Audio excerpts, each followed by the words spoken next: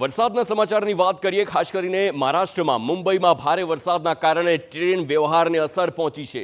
મધ્ય રેલવેમાં harbour line સૌથી વધુ પ્રભાવિત થઈ છે. વરસાદના કારણે કેટલીક ટ્રેનો મોડી પણ પડી. ટ્રેનો મોડી પડતા મુસાફરોને ભારે હાલાકી ભોગવવાનો વારો આવ્યો. સતત વરસાદ અને તેના કારણે જનજીવન પ્રભાવિત થયું છે. તો હાર્બર લાઇનમાં સૌથી વધુ અસર જોવા મળી રહી છે. હવામાન વિભાગની આગાહી છે અનેક રાજ્યોમાં જળ તળબોળ થવાની આગાહી, અને તેમાં સૌથી વધારે ગુજરાત અને મહારાષ્ટ્રમાં તેની અસર જોવા મળી રહી છે. ખાસ કરીને મહારાષ્ટ્રની વાત કરીએ, મુંબઈની વાત કરીએ, આપ જોઈ શકો છો હાર્બર લાઇનના દ્રશ્યો છે, જ્યાં ડિવાઈડર સુધી જ્યારે પાણી ભરાઈ જતું હોય ત્યારે સમજી શકો છો કે વરસાદ કેટલી તીવ્રતા સાથે પડ્યો હશે, અને તેની અસરના કારણે જ અનેક વાહનો બંધ પડી ગયા છે. લોકો વાહન મૂકીને ચાલવા મજબૂર બન્યા હોય, અને તેવામાં આ દ્રશ્યો ત્યાંના સીધા જ આપ જોઈ શકો છો મહારાષ્ટ્રમાં, જ્યાં કેટલીક જગ્યાએ ભારે વરસાદ અને ત્યારબાદ ત્યાંના દ્રશ્યો જ્યાં ટ્રેન વ્યવહારને પણ મોટા પ્રમાણમાં અસર પડી છે. મધ્ય રેલવેમાં હાર્બર લાઇનમાં સૌથી વધુ તે પ્રભાવિત થયા છે.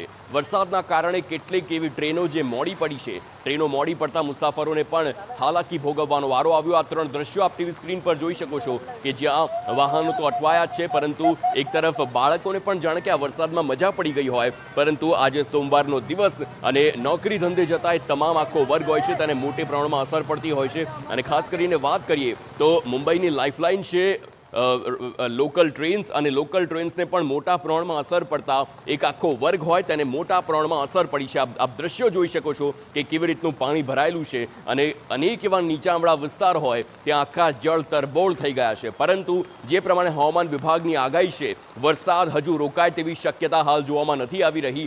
20 તારીખ સુધી ગુજરાતમાં તો ઓરેન્જ એલર્ટ આપવામાં આવ્યું જ છે, પરંતુ સાથે જ મહારાષ્ટ્રમાં પણ તેની અસર જોવા મળશે. અતિ ભારે વરસાદ મહારાષ્ટ્રના અનેક જિલ્લાઓમાં પડે, અને તેમાં પણ ખાસ કરીને મુંબઈની વાત કરીએ તો મુંબઈમાં મોટા પ્રમાણમાં લોકો હેરાન પરેશાન દર વર્ષે થાય છે, કારણ કે અવિરત વરસાદ હોય, બીજી તરફ પાણી સમયસર ઓસરતા ન હોય, અને તેને લઈને જે દોડતી ભાગતી મુંબઈ છે તેના લોકોને સતત હાલાકી ભોગવવાનો વારો આવતો હોય છે. આપ અલગ અલગ ત્રણ દ્રશ્યો અલગ અલગ ટીવી સ્ક્રીન પર આપ જોઈ શકો છો કે જ્યાં અનેક લોકો એવા છે કે વરસાદ પડી ગયો છે, ત્યારબાદ પાણી ભરાયેલા છે, પરંતુ તે રોકાતા નથી. તે ગમે તેમ કરીને આ પાણીમાંથી નીકળી પોતાના કામ ધંધે જતા જોવા મળી રહ્યા છે, ક્યાંક પોતાના વાહનોમાં તો ક્યાંક ચાલતા, પરંતુ તેમનું કામ અટકતું નથી.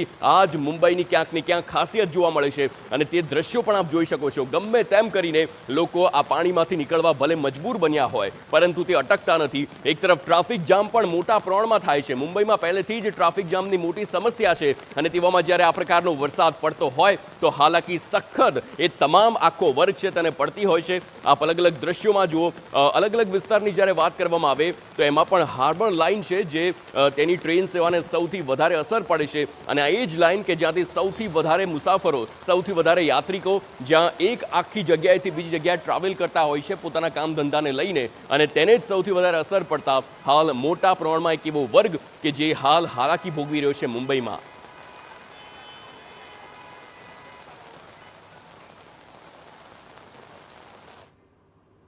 તો ન માત્ર મુંબઈ પરંતુ મહારાષ્ટ્રના કેટલાક એવા જિલ્લા છે જ્યાં મેઘરાજાની ધમાકેદાર બેટિંગ થઈ છે.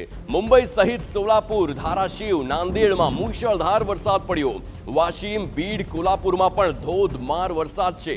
મુશળધાર વરસાદના કારણે જનજીવન ત્યાં ખોરવાઈ ગયું છે. ભારે વરસાદ બાદ નીચાણવાળા વિસ્તારો જળબંબાકાર થઈ ગયા. અનેક વિસ્તારોમાં જળ ભરાવાના કારણે લોકોને હાલાકી ભોગવવાનો પણ વારો આવ્યો છે.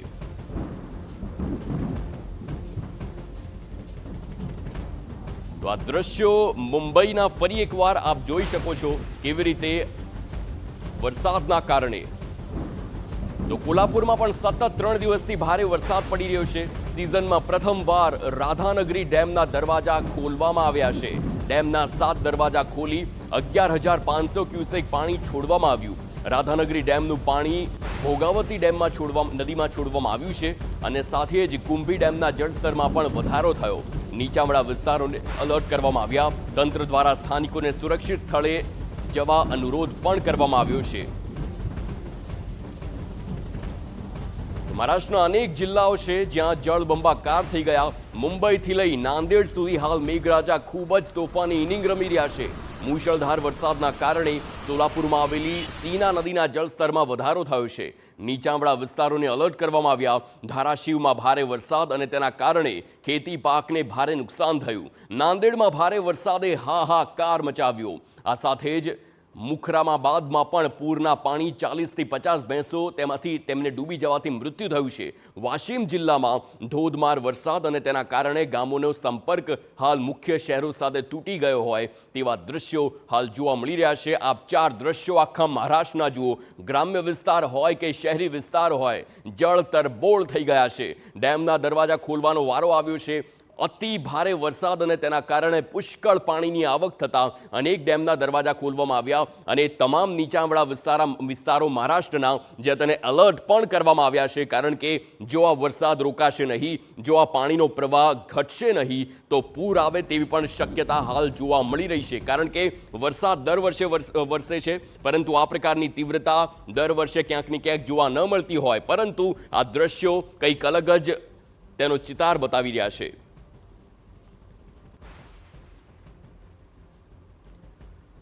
તો અનેક એવા ખેતરો છે જે બેટમાં ફેરવાયા છે. રસ્તાઓ પાણીમાં ગરકાવ થઈ ગયા છે. લોકો પરેશાન થયા છે.